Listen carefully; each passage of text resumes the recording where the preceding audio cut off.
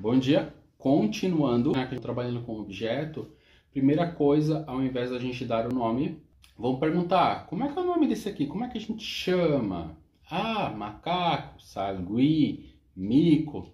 O nome adequado que a criança use, ok? Se ela usar um nome diferente, a gente direciona. Mas geralmente vamos tentar usar, e aí depois a gente, quando estiver fazendo a mediação, vamos tentar usar esse nome específico. Se ela está nomeando com um nome que adjetiva isso, né, que faz sentido dentro do grupo, a gente usa. A gente só corrige se ela usar um nome diferente. E não tentar dar um nome, porque às vezes a gente dá um nome que é um nome de adulto, assim, a criança não domina e fica difícil ela fazer a frase por isso, ok? Outra coisa que é importante, nos outros a gente construiu história, sorteou, contou com os copos, e nessa atividade aqui a gente vai continuar a ideia de contagem, só que a gente vai deixar a atividade um pouquinho mais difícil, porque a consciência de palavras e frases não é só criar histórias, não é só fazer histórias.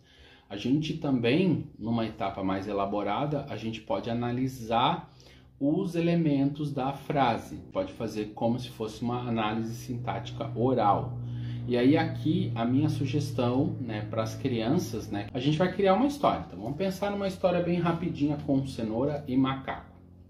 O macaco é amigo da cenoura.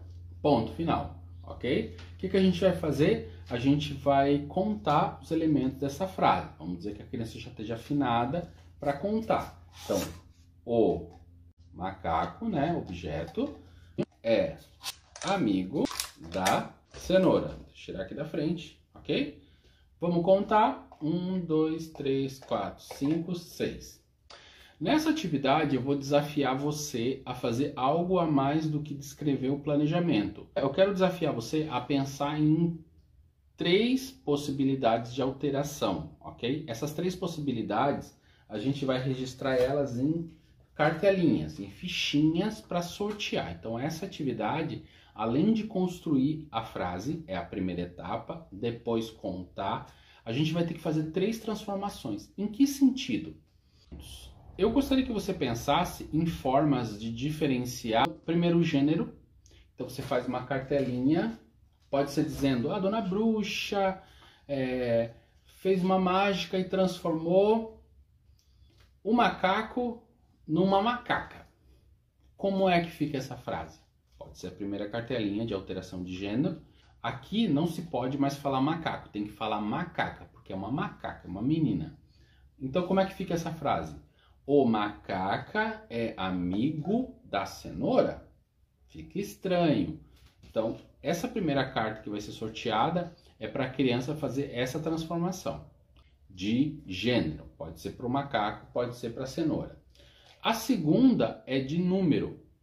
Então, eu tenho que alterar algo aqui da frase para transformar mais. E aí, a última alteração, primeira cartela gênero, a segunda cartela número, né? A quantidade de alguma coisa tem que alterar. E aí são cartinhas para sortear. Lembrando que no planejamento tem objetivos, né? E aí, lembrando que na metodologia a gente vai descrever. Então, na primeira etapa faz, conta e aí sorteia as cartelas. O que cair na cartela, a criança tem que flexionar essa frase. A macaca é amigo? Vai ter que flexionar também o amiga, aqui o adjetivo, em função do gênero do macaco. A última alteração que eu peço para vocês, podem existir várias outras, mas a última seria de tempo, ok? Então, vamos dizer que essa história aconteceu no passado, há 50 anos atrás. Como é que ela fica? Aí, no mínimo, a criança vai ter que falar, se for o macaco, né?